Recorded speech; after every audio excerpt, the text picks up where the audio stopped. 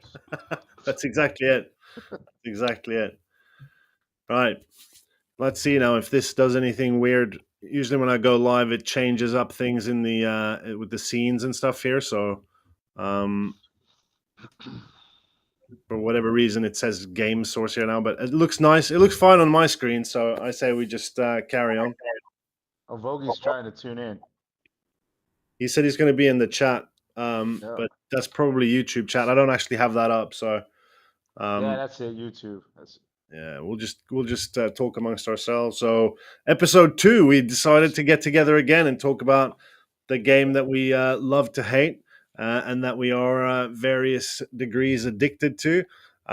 So we'll just carry on with the conversation. Really, I think somebody asked me on the Discord today what we should be talking about. I wanted to talk a bit about the gameplay just in general and the swings between games or Mm-hmm. between sessions even Mm-hmm. because as most of you or all of you, I've played this game for years now, and I as per usual on Wednesday and had a hell of a time. Couldn't defend, nothing went my way. It was just loss after loss after loss, and I was like, well, 3-5, I think, which is probably the worst Hut Champ start I've ever had.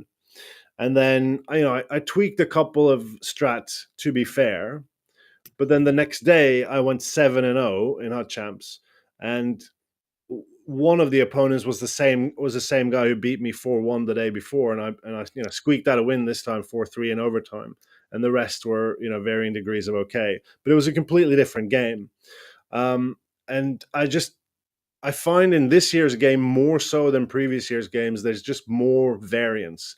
There's more variability.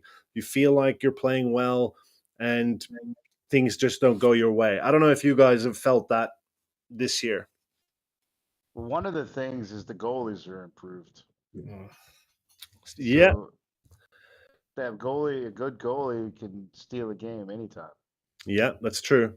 That's true. But I kind of feel like we had that in previous years too. Like you had a goalie just stand on his head, and then the next game he just let through squeakers. But in this year, it just feels like it's just almost like a completely different game. Like you just go in there and like you just can't move on defense. Defense is hard, as we know. I know they're trying to tweak poke checks and whatever to sort of balance it out a bit more, but I don't know. I just feel like I never know what kind of game I'm going to have from one session to the next, or from one game to the next, really. And then Well, go ahead. it's yes, because they did say. I mean, I don't know if we want to believe it or not yet, but that Ice Q 2.0, where they're actually using Mm-hmm. the edge stats, that actually affects a lot more into the AI how they behave than we actually probably think. Right. So, like for example, I know they wrote this down and I read it somewhere before the game came out, but I've seen it now. Like depending on the defender, what he does in real life, they use that data, and then so the AI defender will behave differently based on I don't know what their criterias are, but if he's got a lot of hits, for example, maybe he'll be more aggressive at coming at you. Um, and if he's more of a like a Slaven type of player, then he won't be so aggressive at trying to cut you off and more like stay in position. So I definitely see that when I'm playing the AI all the time. So Right. I that and then there's players they'll go to the front of the goal with like just based on who they are. So like Chuck, for example, you'll find him going to the front of the net way more than like a Zuccarello, for So example. you think that's driven by this edge stats? I would have thought that's attribute driven, though, or is it the No, edge no. stats that drives the attributes in game? But they don't So change they in HUD, it do was written. I'm definitely not going to go find it they? and post it up, but I know I read it and I know it was from EA and I know it said that based on the edge stats, your AI, these AI, the defenders, everybody, they're gonna behave differently. So I think that's actually happening, and we haven't really wrapped our heads around it yet. Right. So that might be a little bit of the variance that you're describing, a little bit. I won't say all of it, but definitely a little bit. Would be very interesting if it was, because the next day again I played ranked, and it was just it was just completely different again. So yeah, it's very strange. You know, I just don't feel like I can get, and maybe it's just me. Maybe maybe I am the variance. I just don't Well, feel like I can that get my. too. What's that? That too. That was the next thing my next point, and this is another thing from being an offline player where I can probably so I'm playing the same teams over and over and over again 100 times. So I Yeah, can have, and so depending on how I'm feeling or what my day was like or how tired I am, or I'll play better or worse against the same exact teams. No sure. internet connection, no, it's everything. The only thing that's different is me. Yeah, yeah. Mm. Oh, And oh, so for I sure. see that too. Yeah, no, and that's always been the same. Like you can feel if you're tired or if you're losing, you get you get too eager, you try and win the game in one shift, and you just make mistakes and you chase more, and so that's I think is always the same. That variance has always been there. I agree with that. Interesting point about the edge stats. I hadn't even considered that, and I know EA's written a bunch of stuff that turned out to be not true. So this could very well be one of those. But you would have thought because Hut is each player, each card is driven by the attributes, right? And they don't change within that card; they stay the same. So I would be surprised if there was more logic at the back of it, but I could be wrong. So Well, they even said it that Ovechkin's going to go to that spot. Drysaitl's going to go down lower for his setup. I mean, they actually advertised that, yeah, and then they wrote extensively about how these edge stats are going to drive the AI's behavior. They definitely said that yeah, more on multiple occasions. yeah. That's interesting. I haven't thought about that, but it sure makes for sure makes for interesting sessions. You sit down and you go, what's it going to be like today? Am I going to be able to move my players on defense? Are they going to try and do stuff, or am I just going to get hemmed in? And yeah, it's a weird one. I'm going to try and finish my Hot Champs run after this, after our game, Unisol. So hopefully that'll go okay. But yeah, you never know. Well, talking about variance, I've watched a lot of your games, Norse, and you play pretty constant each game, just depending on if you're losing or winning. But you have a certain style. It's not Mm. changed. Yeah, maybe that's a bad thing. I don't know. I don't know. But it's something that I definitely noticed this year. Is it just seems to be more variance, and I think a lot of other people have talked about like puck bounces and stuff like that as well, which in a way is a good thing, right? Because hockey is a game of it's a lot of it's a game of chance, and there's the puck is bouncing, and you can't sort of account for that, but that makes it Mm. tricky in a game situation. But you look at the elite players, the Source Show and or whatever Source World or whatever his name is, and they barely lose, right? So they're good enough to go past that variance in some way. Yeah. Yeah. Do you guys feel like it's just one game here and there is nothing is working? You feel you're doing the right thing, but the passes just go everywhere. The goalie just lets in everything. The checks don't work. The everything is going wrong. You just feel you have that kind of game. So it doesn't matter what I do. I'm going to lose this anyway. Yeah. I usually put that down to ping. Like if you have a game, and Kitchen, I always we always call it mud games, where if you win the face off back to your defenseman, and then you turn that defenseman around the same Yeah, way just you do pick every up. single game, Yeah, and then it goes, hang on, this is a truck now. This is Makar, but he's turning like a truck, and immediately this is no good. This is yeah. no good. This is going to be a sweaty affair because I'm not able to move my guys the same way that I did the game before, and so I've always put that down to just a ping discrepancy between you and your opponent. So I got a question then is based on that. If you know that right away, what's your kind of workaround to try to like deal with that? Yeah, You gotta by now you have to have something you're doing. What do you try to do? you have to hustle less, even less than what you normally do. Um, Pass quicker. yeah, and pass Get rid quicker, of the which is puck. difficult because there's a Mm-hmm. delay in that as well. Mm-hmm. Basically, if you're playing someone your skill level or better, it's uphill, depending on how big that discrepancy is. If you're playing someone who's not as good as you, then you can sort of get away with playing the normal way you do. But I find that if I'm in a real sort of ping discrepancy situation, if I hustle going forward, I'm going to get poke checked or I'm going to get hit. I can't even see that it's coming, right? And I can't get it out of the way. Whereas if it's a normal game, I can sort of do a last second protect puck or last second deke or whatever to get away from it, and you can't do that when there's a ping discrepancy. Same thing for face-offs. If the card that your opponent has lower face-offs than your card, and you're both doing just a straight back on the backhand, and they win it regularly, then that's a timing thing, because what you're seeing is you taking the face off like you normally do, but what's actually happening is you're doing it too late, and therefore they win the draw. But how impactful is 10 milliseconds in reality? It's a very good question, and you know what? I've often thought of this. And maybe if I win the lottery or something, I can just go travel around, go to your house, Uni, go to your house. Be nice. I'm going to skip yours, Kitch, because I already know we're going to have the same situation.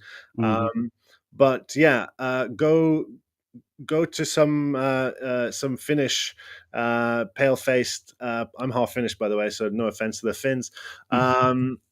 Gamer who's very close to. I think their closest server is the Stockholm server, right?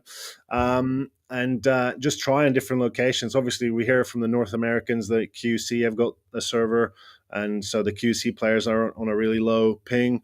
And here in Europe, it's changed a bit over the years because they've added servers to it. They use Amazon Web Services. So started out, and I think it was only London or Dublin, and then they added Stockholm, and then they added Frankfurt, and I think there might even be one more now. So it's changed. It used to be you play a Finn here and forget about it. They're on the Stockholm server. That's closer to them. You're screwed.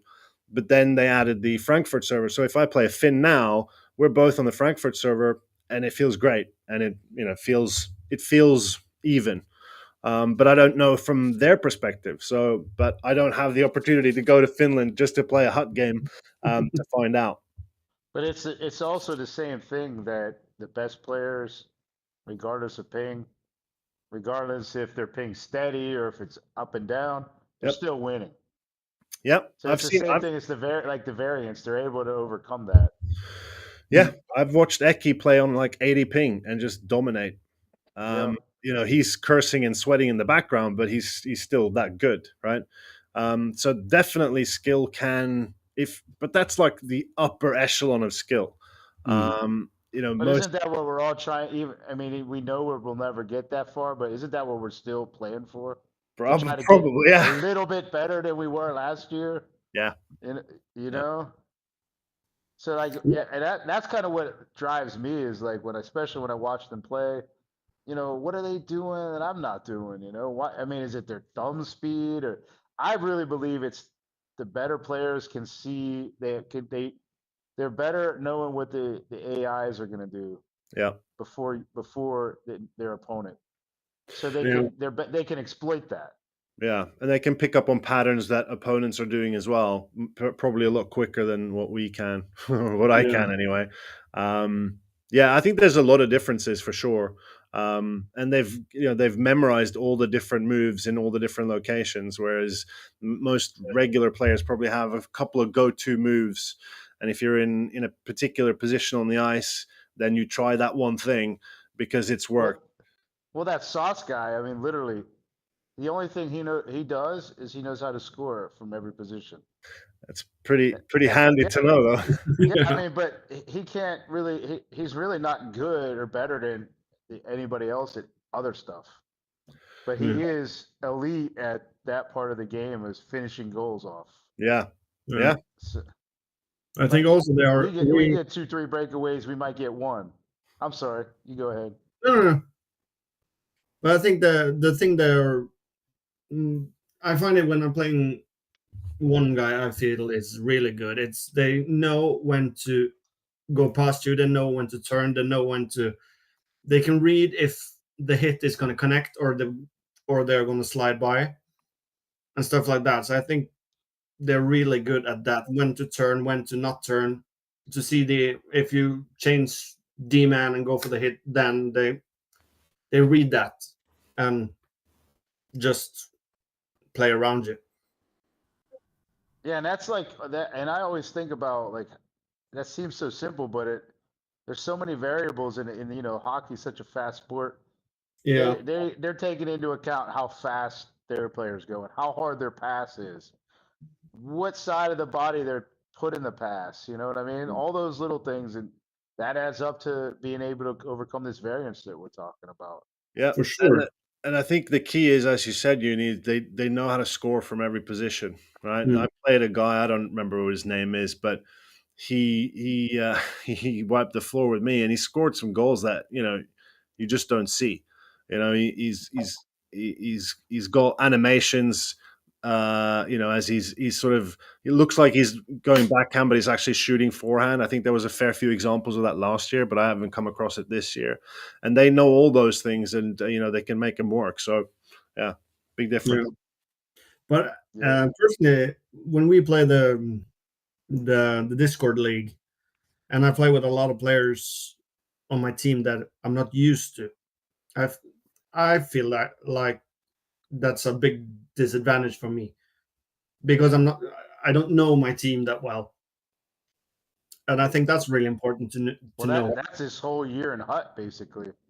Yeah, Your Yeah, team is in constant flux. So Mm. you never, yeah, and I'm kind of in the same boat with you. That's one of the big turnoffs for me is I like the power play. I like to be a power, and then my power play is constantly different, and you yeah, can't get into that rhythm that you want to be in.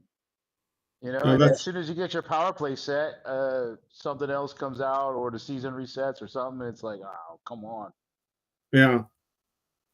So I'm right there with you as far as the team. I like to get to know my players, and how long does that Absolutely. take?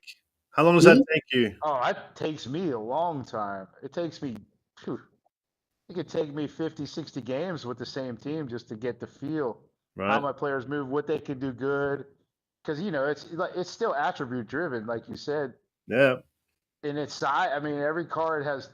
I don't think there's any. I mean, I guess towards the end of the year you might start getting it where cards are kind of carbon copies of each other.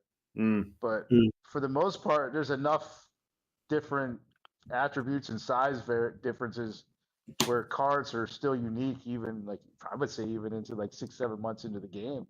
yeah, Yeah, and And then especially now you now. add in the X factors. Yeah, especially now with the seasons, they reset and we go back to a lot more variation between the players, which I think is a good thing. yeah, it can Not be. everyone's the same speed. Not everyone feels the same. Everyone goes for speedy players, sure, but like when you play online, you're never going to get 60 games. I mean, I guess you could, and some people do. I would get bored. I love that. I love changing things around. I'm like the tinker man. I need to change things. Mm. If I lose a game and one of the cards I didn't even notice that card was there, like I need to change things up, which makes it slightly more difficult now because you get locked into line combos, although they evolve over the season. But yeah, I think that's one of the benefits for me is constantly having sort of fresh blood in the lineup. Yeah. So I mean, I want anybody got a hot take on what's going to happen with this format next year? I think it'll get even more extreme. He's, I was thinking the complete opposite. All right, go ahead. What do you think's going to happen? The opposite. I think they're gonna. It's not gonna be as many combos, or they might just scrap the whole thing. This whole changing Mm. every season, changing your team. I don't think they're going to scrap it yet. I No, me don't. neither. But But hopefully, I feel like I'm sorry. Go ahead. I hope it's a lot easier combos. Now it's a lot of Czechs or Germans, or it's really few players that can do that, or are German or Czechs or whatever. But if they have like a combo with more combos, like one American, one Canadian, one Swedish guy, have a lot more because now the way they do it now, it's everybody has the same players, everybody has the same lines because that's the best. But make it broader so you can have like, okay, you like Fedorov, I like Sagan, for example, whatever. But you still get the same kind of boost out of both players, is what you're going at, what you're kind of Yeah, trying the to. boost is fine, but I can make, if I really like to play with, I don't know, Jamie Benn or Bergeron or whatever, I can make my Ben a little bit better, and you can make your favorite player a little bit better. Yeah, Now I have to use I agree with you. because I need a German guy. Yeah. I don't know. I think it'll be even lower overalls to start next year. And I think it'll be more extreme. And I think the funneling that they do now, you can clearly see that the chem boosts are for the MSPs, right? That's basically what they are. Yeah. And they'll be even more extreme. That's my guess anyway. We'll see what happens, I guess. But I think, season one this year, no one knew what to expect. And then by the end of it, there was one or two cards that hit 99 or whatever it was. And I think this season now, it started slow again, and it's going to absolutely explode. I think next event is it's going to absolutely explode, and there's going to be even more separation. And they build on that sort of fear of missing out, and trying to funnel everyone into, you've got to build the new hotness. And then I think we'll be even more extreme next year. I just can't see how they're not hemorrhaging the casual player base. Yeah, I guess the question is, how much do they care about that? I don't know. Maybe they do. I don't know. I mean that would probably be that is the right question to ask. What drives the pack sales? Is it the average casual, or is it the hardcore whale? It must be the whale. It has to be the whale, because otherwise the prices wouldn't have gone up the way that it has over the past several years. Remember when packs were like, they cost nothing. They cost virtually nothing. And, people would be like, yeah, I put $50 in, why not? Because, it sort of helps you, gets you some fodder, and you get a chance to pull something. Now they cost an insane amount, and you're basically not going to pull anything. The odds are horrendous, and it just keeps getting worse. Sorry, I'm getting some feedback from Mike here.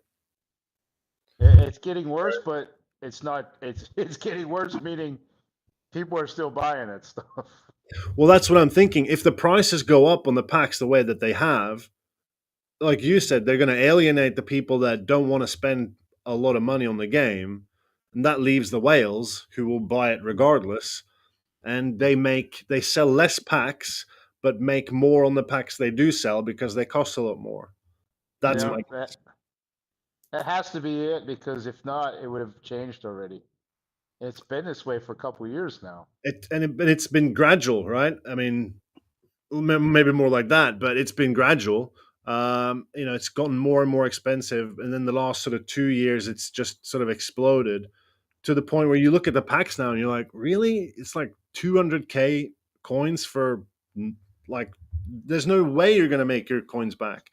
I used to buy packs. I used to buy packs all the time, and now it's just like it's a horrible experience. I don't want to buy packs because it's just terrible. It used to be like, hey, once in a while you're going to pull something big, and that's going to make you want to buy more packs.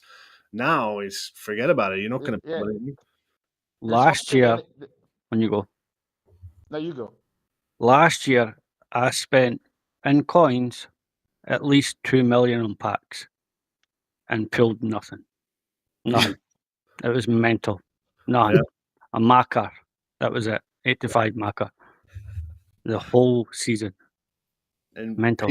People spend way more than that. I'm sure I got to that because, towards the end of the year or whatever, I have coins. I'm, just buy packs, just have fun. But yeah, it's pointless buying packs now. And, when you can see all the creators say the same thing, like they're all like, hey, don't buy packs. It's like, that's weird, isn't it? Isn't that weird?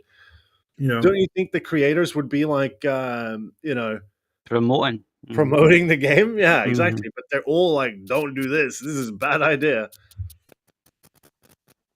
I think the only notable pack pull I had in the last couple of years was I got Gretzky last year in the first week of the game. With the pre-order points. Yeah. So that was a couple of hundred. And you know, this kind of like, I mean, I'm gonna keep going with this because it's interesting to me. I feel like the mode is like super hollow. What's there to look forward to? You know what I mean? It's like you get your MSPs for the next 2 weeks. That's a little bit of like hype there, but there's nothing exciting really. Oh, I'm gonna get a pack. I might get something good. You know, where is that? It's gone from there. It's like completely gone. Your rewards are just all you know. You're gonna get like an 81, 82. Zero excitement opening those packs, and then nobody's open. I mean, anybody sane isn't open any of those crazy packs on the store. And, so like, where's the excitement coming from? Besides, I guess the over building your team. Well, I think we all probably have different sort of levers for what excites us in the game. Some people still buy packs. Guarantee you they're selling packs. I mean, you saw that from when they had those packs with that with the 88. the 88s at the end of season 1. The packs were 300k, and there were but it was like 150 at one point of Dupont. And at that point, it was like selling for way under 200k. So you kind of already know, even if you pull the best card you can in that pack, you're not going to make your money back, and people still bought it. So I think there's definitely people buying packs, but I think there's probably a lot less of them. But then again, because the prices have gone up, they make it up that way. And I suppose in a way, it does help stabilize the auction house for a bit longer, which personally I don't mind because I love playing the market. So if a stable auction house helps to sort of flip cards, and if too many cards are pulled and posted for sale, then that makes eventually that just oversaturates the market to the point where only a very few select cards will be sold at a high price. What year was it when was this EA, FC, or FIFA, or was this NHL? You after a season or something, you could choose to have the price, or you could choose to have the double price, but everything was untradeable. Yeah, that was NHL did that a few years ago in Rivals. Yeah, there was Rivals rewards. You could choose if you Squad wanted battles as squad well. battles, too. Yep, squad battles. Yeah. Yeah. So, you could choose whether you wanted a tradable or non-tradable, and then I think there was a coin alternative as a third alternative. Yeah, like yeah, a lower yeah. amount of coins. That's right. Yeah. Yeah, Rivals. so I'm just saying there's nothing to get excited about, I guess, besides getting top 100, maybe building up a new combo. But really, besides that, I don't know. It's what you said earlier, Unisol. It's the incremental improvement. That's what drives me. I love the team building aspect. Love that. And I love the market. Love that. I get a real kick out of flipping cards. When I don't know, it sounds so stupid, but you flip a card, you're like, I made 50,000 coins on that flip. That's amazing. Now, and I won't spend it on packs, but you end up like right now, I've got just over a million, but another million on the auction house. And I haven't spent it on anything yet, but eventually, I might get to a point where I'm like, hey, there's some cards out there that I want to buy. But so that's part of it for me. And then going back to what you said, the incremental improvements of the game on game, week on week. Not that I'm necessarily seeing that, but that's what drives me, I think. Right. Yeah, I think so. I think me too. Even if it's just a computer, just getting a little bit better at whatever you're trying to do that day. Well, you're sick. You'll spend an inordinate amount of time in the practice arena working on like the minutia. I'm joking when I say you're sick, but because I couldn't do that. And then you get it to a point where you're like, this is absolute craziness now. And so I think there's a lot of variety in the game that can appeal to people because you can do that for hours and get a real kick out of. All right, now I can do my the whatever it is that you're working on and get it to the point where you're like, and it's you're going in at a high clip. And so, what do you think if they actually release like a connected, like a GM mode or whatever? What do they call that? Franchise DM connected or connected. something? I never played that. Everyone's talking about that's what they want and it would be so great and whatever. I have no idea. I never played it back in the day. I don't know. I don't know. But I mean, just for example, on the Discord, if that came out, would anybody even have an interest in that? We would I play would it. just be We're curious. we're Be hut curious addicts. to know. Well, I Yeah, mean, but it's kind of the technically it same isn't hut. thing. When you could do it besides Hut, it's not like it has to be your Yeah, main thing yeah, you're doing, but you could play a game or two a week. yeah. I, That would be I think our I private think league. the game just needs I don't know, something else. I don't know. I know I'm kind of ragging on the game a little bit, but I don't think they're going to bring it back for the simple reason that they want people to play hut, and that's where the yeah. microtransactions are. And if you're just going to shunt everyone into private leagues where there is no need to buy packs because you have the players in the league, it's Well, like an Madden online does it. franchise mode with buddies, right? I don't think they're going to bring it back. Bad for business. Madden has Mutt and that, and they're. I mean, Yeah, but yeah. that's football. I mean, that's a huge sport, and I mean, how many players play that compared to the NHL? Like we're the dirty little cousin under a bridge. You know what I mean? Like we are the smallest of all the sports games, all the major league sports games. Yeah. Did you guys know Yeah. that the NHL was the first one to bring on the skill stick, and every other sports game has taken after the NHL? Yeah, and they copyrighted that, didn't they? Or they patented that rather, and I think that was the beginning of the end for 2K. Yeah.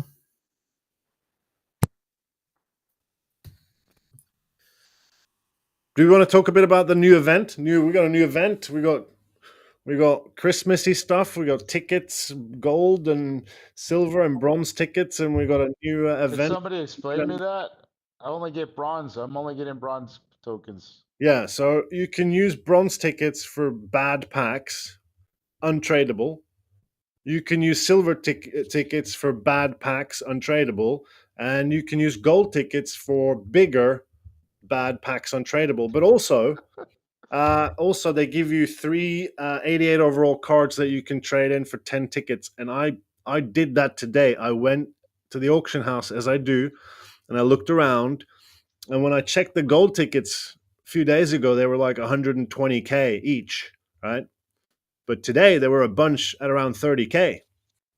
So I thought, hang on, 30,000 on average per golden ticket. I need 10 of them to make that Curtis Douglas behemoth lightning player. I have coins. I can just buy the tickets and put him in my team, which is exactly what I've done. And so now I have an 88 Douglas, but he goes in instead of Kucherov, so he's now a 90 overall on my first line, and I'm going to use him tonight in Hot Champs, and I'm really looking forward to it. So if that's what they were aiming to sort of drip feed people gold tickets before Christmas, and then you can build that player, I'm done. I've already got him. So yeah. So you're not going to get any free gold tokens or tickets? Who I've knows? got one. I've got one. You got one First day, right? in a I've day. one silver, one gold, and the rest is bronze. Is there? Can you use your bronze to upgrade to silver and all? No, all that? No. Not yet, anyway. No, not yet.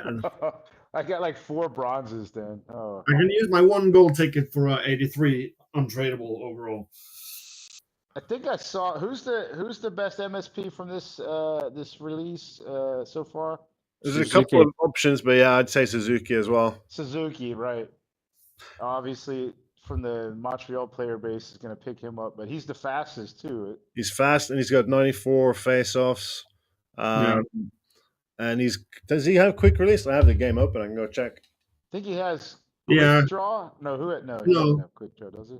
No, he He has doesn't. backhand beauty, doesn't he? Ah, Yeah, that's right.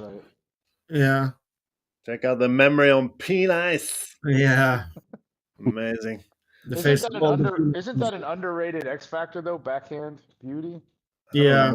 Yeah, he's It got was backhand really beauty, good two in points to backhand Wildcard. beauty, and ankle breaker, 1 point ankle breaker. Yeah. But he's I have to basically attribute wise, he is on a par he's better. He's on a par or better than the new Icon Bergeron that just came out, right? And you can make Nick Suzuki for free, just you doing your chores and getting your cards and whatnot, and then putting them in the set. And then the X Factor Bergeron and Messier, for example, you need 587s to build. I know there's a discount for Bergeron for the next month using that 86 that they gave away for free.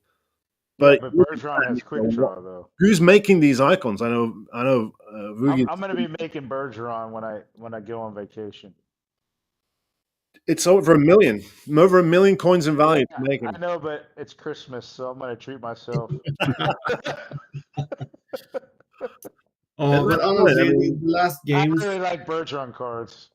yeah, but the last games, when Bergeron played, Bergeron was one of my favorite players Yeah, to play exactly. with. So He did you guys, so are you making him so- as well? No, I haven't got the resources for it. But if you did, would you spend all your resources to make that card? I haven't actually looked at the card. What is he on face-offs? He has 94 face-offs with Yeah. blue. Is it blue quick draw? Yeah. And of course, you can get a +4 line chem boost right now, so you can get up to 98 face-offs already. And he has red. Doesn't he have red quick release? I can't remember. Yeah, he does. Yeah, elite. Yeah, that's a quick- nasty card, man. Yeah, it's crazy. So just from the fact that he has elite quick release, he's going to be better than Suzuki because that is filth. But it's an absurd cost. Now you guys know me. Messier is my hero, right? I grew up watching Messier on the Rangers, and whenever there's a Messier card, I want that card, and it's come out now, and I'm like, I don't really want to go after that card because it's so Boy, expensive. It's ridiculous. Next season, you'll get him cheap.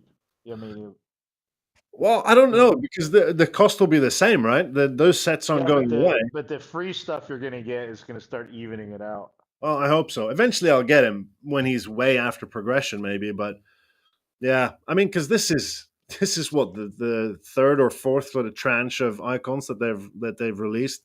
What are they, 90 overall now, right? Yeah. I mean, we're what way is that going to go? What trajectory is this going to go when they get 99 icons?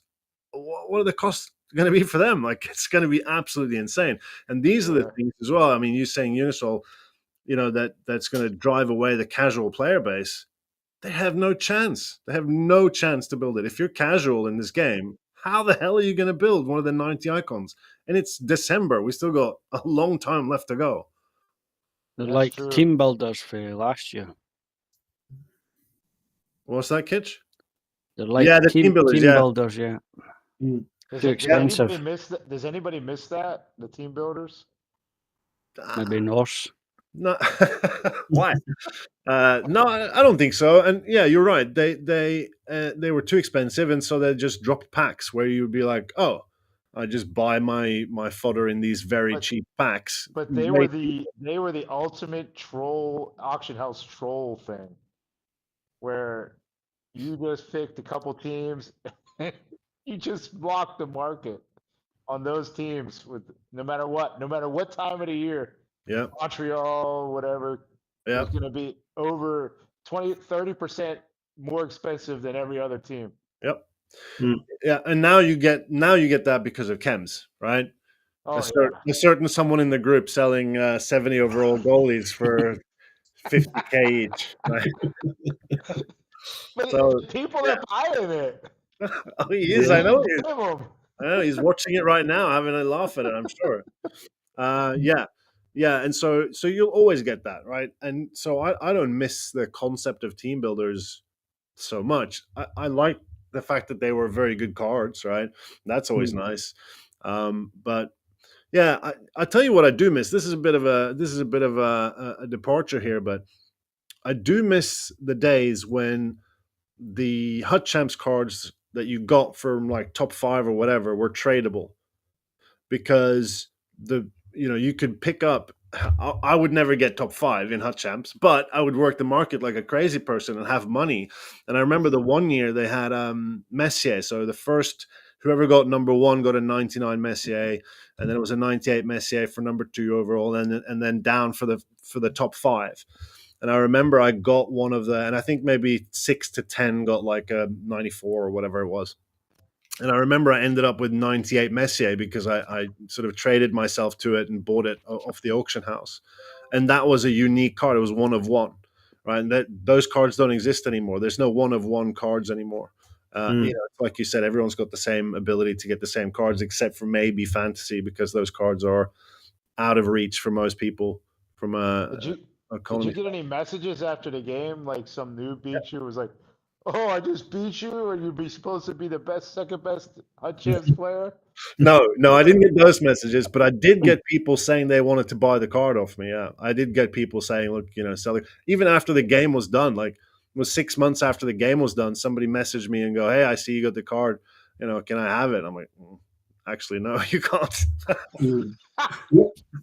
You said no. I said no. I worked hard for that card. That's going to be in my digital collection for forever. You know what? That would actually be a good idea. That's something EA should do. Well, they did. Why don't they have like a Hall of Fame where you could put your cards from the past years into it? That would be cool. That would be cool. Why not? I mean, how hard can it be? They just a little bit of server space. Yeah. You can get 30 slots, and then you can. I mean, I just think it'd be. Those are the kind of things that the game's just kind of missing. Little. I don't know, little things where it just seems so transactional. It's like almost. It's to the point where it's like almost a turnoff. Yeah, it is. It's lost a bit of its soul, but maybe we're just getting older and crankier. Maybe it was always like that. But they give out those Hut Champs cards now, but they're untradeable. Make them tradable. These are unique cards. They're not one of. Could you imagine one anymore? That Brad Richards card from whatever year that was? Was it Mike Richards? I can't remember. Brad or Mike? I think it was Mike Richards for the Flyers. Yeah, 95 Mike Richards. Yeah, I remember him. Everybody, anybody would have him in their Hall of Fame. That card, Yeah, it was a sick card. Or the 99 John Scott that everybody got free. I didn't hear you. The 99 John Scott everybody got for free in one game. Come on, awesome. Yeah, that was great. That was great. Or was it the 98 Bure when he was out that year? That was sick as well. Yeah, missed. I mean, there's so many cards like that over the years. What was the last year? What was last year's card? For me, it was Pareko. I know that wasn't for everyone, but yeah, I had Fantasy Pareko, and he was so good the whole year. Yeah, you had him all year, didn't you? Yeah, basically. Yeah. See, that's what makes the game fun, right there. Stuff like that. Yeah, you have the card all year. He's on your team the entire year. Yep. Well, I miss one guy I thought was the best defenseman in around 2016 was Jay Bolmeister. He was absolutely fantastic. He was fast and he could hit. Yep. Yeah, that's what I mean, right? You open up, you can pop it open, 30 cards from the last, I don't know, we'll say 10 years. Oh, that would be fun. That would be really. Yeah, that would be. Anyway. I think we've got a late addition here. I think Van Plank wants to join. Oh, all right. He's in the green room right now, but his camera is on, but it isn't moving. So I'll keep an eye out. On him, but so far it seems to be some technical difficulties. But it would be cool to add him because he wasn't in last week either. Yeah, but one thing I think it's good after the last update is now if you get score down, you can actually see the boosts on the card. Oh, can you now? Okay, good. Yeah, I haven't paid attention to that. That's good. Yeah, I agree. That's good. Yeah, that's really good because it was like weird when you couldn't. I want to show off my 90 overall Curtis Douglas tonight. So. Yeah, for example, yeah. Say that one more time. Oh, the plus boost. Yeah, you can pop up, so it's a 90. I got you. When they pop up, yeah. And do you know that only for yourself you could see it, but your opponent couldn't? Yeah, but now you can see it. Did you know that whole thing where the cards pop up after they scored another super addition to the game, like that was community driven from Reddit? Remember that, Norris? People were saying, why can't your cards pop up after you score a goal on the screen? And literally, like 6 weeks, 7 weeks later, they patched it right in there. Reddit full of smart people. And it's been there ever since. Yeah. But the thing I miss, it's when you're waiting for a game to start, when you find an opponent, why can't you just see the whole team he's got?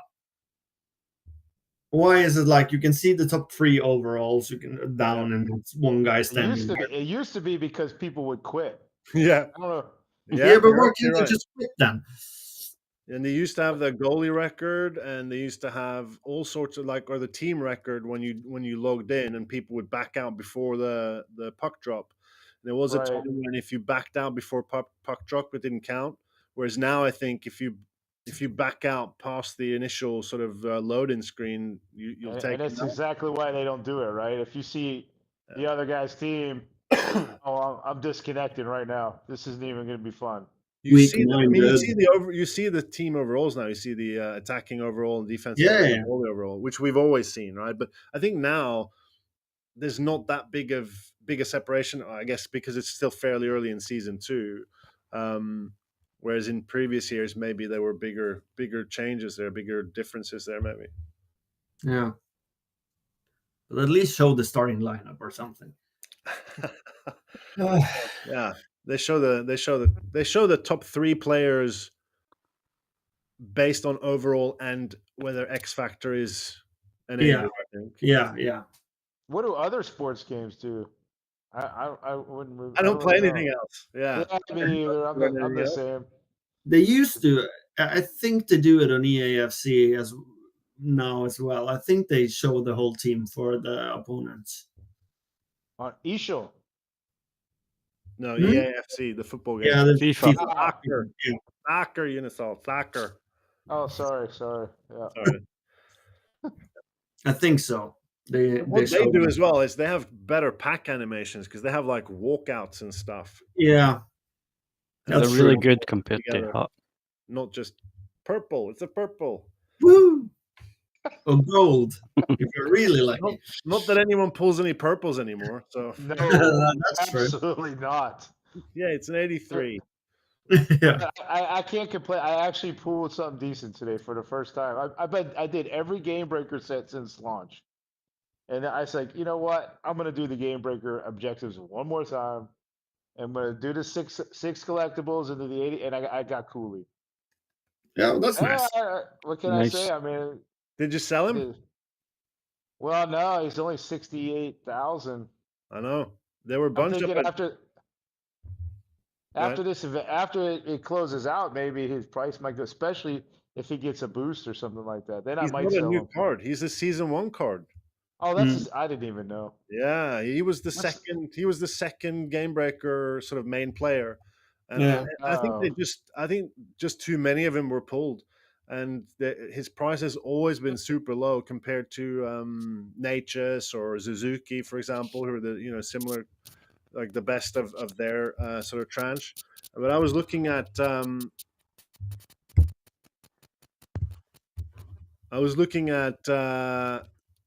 I was going to see if there's a bit of feedback on the mic here. Just seeing if I can figure out whose that is. I don't think it's mine. Yeah, I can't make out whose it is at all. All right. Well, hopefully it's not too bad for people. But yeah, I was looking at the market today on Cooley, and there were actually about 2 or 3 up in the 50K range, and I thought that is really low for an 87. But I guess people don't care as well. He's a great card, but he plays for Mammoth. Mammoth. Right, Utah Mammoth. Maybe people just don't care about Mammoth players. Well, they will once a +4 overall comes out. For sure. And that's what I'm gonna wait. If I see a +4, then I'm gonna try to sell them on whatever 100,000, whatever I can get. Yeah. Good luck. If not, he'll just sit in the collection for the turn-in card. Yeah, or just use him for when the game breaker objectives are out, right? Yeah. Yeah, that's actually another definitely viable option. Yeah. Have you guys got that now? Have you got like objective lineups? I've got enough team of the weeks to make most of a team. I've got enough game breakers to make most of a team. What is the other one that they do? Whatever the event is, normally. Yeah, that's trickier because you kind of build that up over the 2 weeks, don't you? Because everyone starts with 0 there, and you get like a free B&D one or whatever. But isn't there Maybe it is just game breakers and team of the week. That's pretty and much team it, of I the guess. week, and then but I do the one of the changes that this year is really a positive change that they did as far as the events is that every event, every MSP is available for both weeks. So you don't have to decide after 7 days, oh, I got to do this card. I think And then they've and done it's both though. I thought there was an event in season 1 where they had some of the MSPs from week 1 you had to do in week 1, but maybe I'm wrong. Maybe I'm thinking about last year. I can't remember. Kitch, do you remember? I don't think they did. Was that the first week of launch? Maybe. Possibly. I forgot. The pre-order when you had the pre-order people had to do it, but that was because it was That's right. Aye, that's what I'm thinking Yeah, of. that's different because that's pre-order, I guess. Yeah, you might be right. You might be right, Unisol, and I think that's a good change. It's it's better a for us. great change Yeah, because you don't have to waste whatever fodder you had for that event and then build it all back up for week 2 to do the objectives again. yep, yep, So you can save your fodder, your objective fodder, do all the objectives, and then don't make the MSP till the second week. And then when the new objectives come out, you already have like a team of 6 players, which makes it. And then you're always building on that. yep. That's one of those little quality of life things that's changed that makes it better for us that are don't want to spend thousands of dollars. Yeah, I think the MSP and the event part of it, I think it's in a in a really good place because if you just play the game, you can get in one or maybe 1 or 2 MSPs every event from just playing the game. Yeah, if you just Really open a big pack, you can at least open two quite decent cards. And you Yeah. can choose if you want to be ND or untradeable. Yeah. And because all So- the chem boosts are focused on the MSPs, you build the MSPs, you're not gonna fall away from the chem boosts either. I don't think. Yeah, sometimes it helps to have some random card, but yeah, I think that's in a really good place. I would have thought I don't consider myself free to play because I put some money in at launch every year still, because it just helps to have a few extra cards. You can get a bit of a head start on the auction house, but I would think it's in a pretty good place. And True. I agree, but I was also thinking, what am I gonna do? I wanted to do something with my coins and my resources for to like I need a strategy for not just for a season, but over that arches over the entire year. So I think what I'm gonna actually do is I'm just gonna pour everything I got into team of the weeks and stars of the month, and then beside that I'm gonna do just whatever MSPs I get for free. And I think that's how I'm going to approach the rest of the year. When you say put coins into Team of the Weeks and Star of the Month, what do you mean? You're buying Team of the Week cards to make Star of the Month cards? Yes, I'm gonna buy cards. I'm gonna do all the objectives. I've been doing Team of the Week light, and I was still able to make the Eichel, but it depleted everything I had. Right.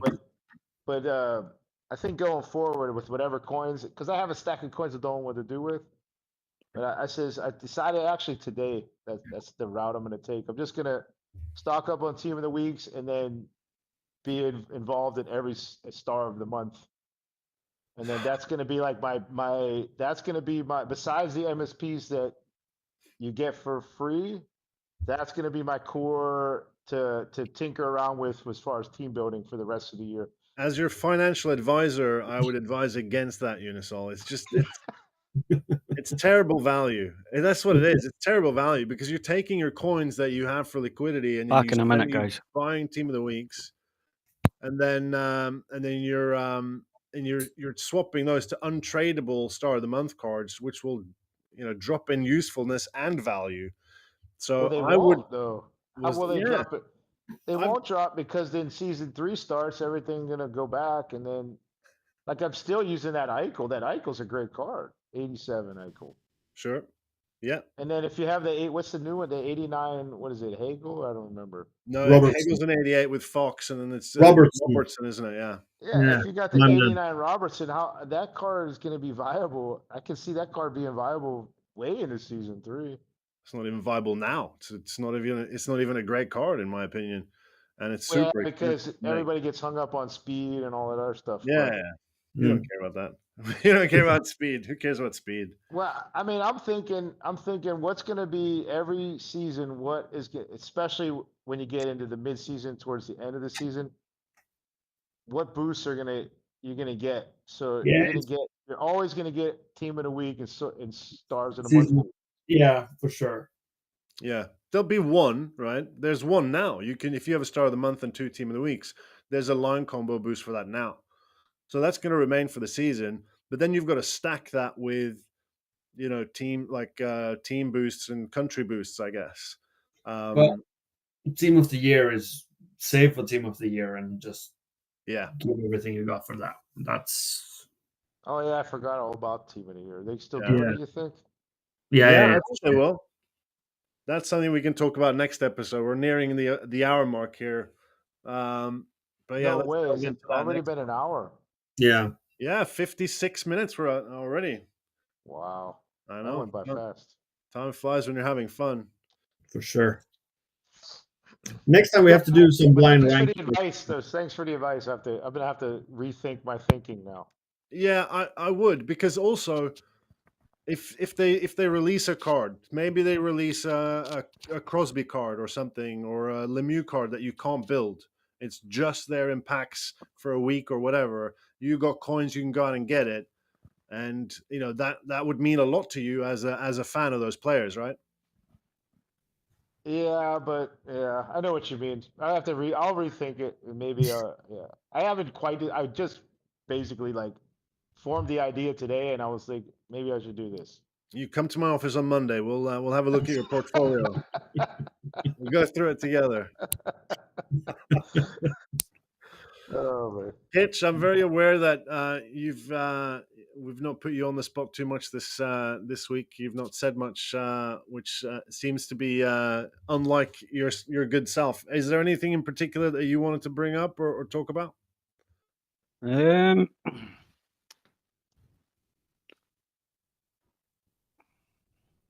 I just feel that Hut's getting a bit expensive now to keep up every 2 weeks and then rip the team to shreds. Like Unisol was saying earlier about having a settled team, I liked going for line one and then dropping down.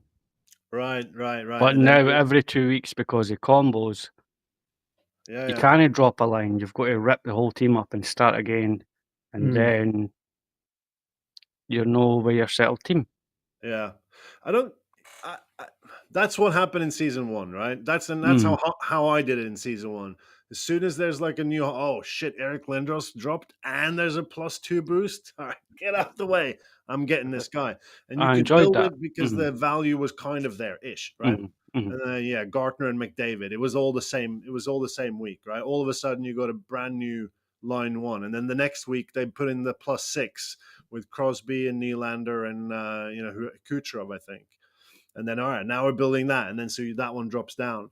But I think now in this season, I'm a little bit more like, okay, I want Eric Lindros in the team the whole season, unless he's no longer effective, which I don't see.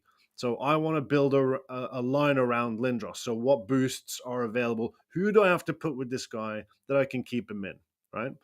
And so I'm kind of getting to a point where there's a couple of cards that I definitely want in regardless, and then I build around that. Now, if they release like a +8 tomorrow, maybe that will change, but I'm going to try and hold on to that. Or you could. I know we're getting close. Or you could do favorite synergies or not synergies. Sorry, X factors. Well, And then yeah, I've done that too. Yeah, unstoppable for me. yeah, I don't know, but I know exactly what Kitch is saying. He's getting the fatigue. Yep. Yeah, maybe. It's like it's too much. Every two. Exactly. Like what you were saying about in the objectives, and then you've got to do it all again, and then play champs. But is it too much, or is it just too much in your head? Maybe a bit of both. Because if you can play and get the same results in champs, which is kind of like the yardstick, right? With your team this week and the same team next week, even though chem boosts have changed, why are we chasing the chem boosts, right? Well, I think it's more like this. If you work the market or you're able to build up a coin stack relatively quickly, Yeah, the season format isn't really hurting you because you can make your coins, right? sure. But if you're not building up a coin stack, at least not fast, then you have two alternatives: Mhm. grind it out, or spend money. And Yeah. so what happened in season 2, if you're a grinder, you're really right back where you started the year with. Instead of grinding through the year and then continually grinding and then you're accumulating. In the season format for a grinding type of player, it's like a kick in the stomach because Yeah. it's like I grinded entire season 1, Yep. everything, and now I have what do I got? I got a bunch of cards in my collection that don't get really boosted, and I got to do the 175. whole thing over again from 0. Yep. Yeah. Yeah, I don't know. I mean, we talked about this last week, and you and Vugi were I think in the same boat that you didn't like the season Well, reset. I mean, Voogie's he's content. I mean, it's going to be easy for him if he keeps making coins. Then next season he don't care. I'll Yeah. just spend another 700,000-800,000 coins and build up a new team and be right there, Mhm. right? But yeah, I don't. I mean, I hear what you're saying, and so obviously it's valid. But I just don't see it because when Well, when the because you still work the market and make coins, yeah, but I'm so not. you don't know what it's like. You know what? Try like this. Try not working the market and see what happens next season. See how you feel about it. Yeah. I don't work the market, but I'm fine. You're, Are you yeah, though? Because but are you are not you though? falling behind, or I saw you were- how are you keeping up then? Uh, I've got the free players. Got the I play ranked as well, so I got the 83, 84, and make stuff. And I mean, I'm nowhere near your guys' teams, but I'm all right. Yeah, I so saw, you're content with being 2 or 3 steps below your competition then? Yeah, sure. I think Well, I'm 86 forwards and 86 defense and 85 forwards now, I think. and so what do you think would happen if your team was as good as your opponent's team, almost like more often than it is now? Would you think you would win more games? Not sure because I have like my favorite players, and I rather take an 86 McKinnon than 90. I can think of a player, Robertson, for example. I think an 89, 86 McKinnon every day. So yeah, What? So you're putting a premium on the speed then? can I just point out that this is from a no, Dallas it's more Stars like fan as well. yeah. No, well, I mean, I'm just trying to get to the core. I know we're out No, of time though. Maybe we can pick it No, up wait, next week. we keep going. There's no yeah, the time limit McKinnon here. card. It's he scores on everything. Yeah, he's fast, but it's the shooting and it's the finishing that's I really like about that card. Was he got quick release or I can't remember. No, I don't think he got anything, but he just scores. it's, Can't it's take very credit there. Just scores. he just scores. He just scores. So It's it's no like big deal, right? when Captain McDavid plays against me, he just scores. So Yeah. it's just some cards who are built differently, I think. 3 points to just scores. I want that. Yeah, one. yeah. As well. But so For sure. I agree with what you're saying, but only when the cards get near when you get cards up and around 92 to 95, then you're having the diminishing returns on Yeah. attributes. But Mm. if you're talking 86 to 90, that's a pretty big. There's still a lot of there's still a lot of difference between those cards between 86 Yeah, overall sure, and 90 for overall. sure. Variance. I meet opponents that Word have of the those- day. Hmm? I said there's a lot of variance. The variance is clearly the word of the day for this pod. Yeah, for sure. Yeah, but I meet guys like with those insane teams and are kind of on the same level as me, and then it's fuck. I should have had a better team. He's winning because of the team. Exactly. That Yeah, and yeah, that sure, but it doesn't happen that often. yeah. I I mean, will say. if you're fine with that, then you're exactly right. If you can be content with having a tier or even probably more likely 2 tiers below your average HUD champs opponent, then it's no problem. Yeah, now I'm happy with Lowry on my first line, who I've was got Lowry free. on my first line. He's elite. Yeah, who was free. He's good on face-offs. He's quick draws. And you know Yeah, what, that actually might be a problem with me, because I'm programmed over the years of playing Hut that you got to have just like Vogie was saying last week. You're programmed to have the best players, and you know what I mean. Yeah. And we've been programmed. At least I have been. Like, you got to have the best players if Yep. you want to go online. And that's just the way it's been since I can remember. Yeah, last So- year I used the 92 Medano. Yeah, the Yeah. fast one. Yeah, I used Mhm. used him the whole year on my first line.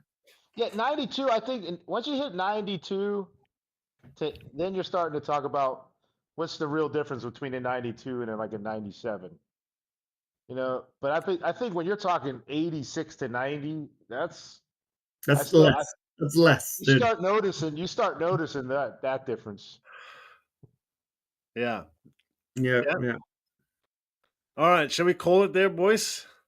Yeah, sure. I definitely. like the fact that we're doing this now, and good on you, P Nice, to shout us out earlier today and asking if we're going to do another one. Sure. I don't want to feel like I'm sort of shoving this down people's throats. But I really do enjoy hearing all the various different views, and it's good to have a good selection. Next time, maybe Van Plank will make it all the way in from the green room into the pod as well, and who knows? Maybe we'll manage to get Jay at a time suitable for him as well. That would be good. But yeah, thanks guys, and see you guys in the Discord. Uni, we're playing next, right? Give me 5-10 You minutes. Give me streaming? a little bit. I need about 10 Yeah. minutes. Cool. That's it. Let's do this again next week. Sure. All righty. Cheers, everyone. See you See you guys. later, Yeah. guys. Cheers.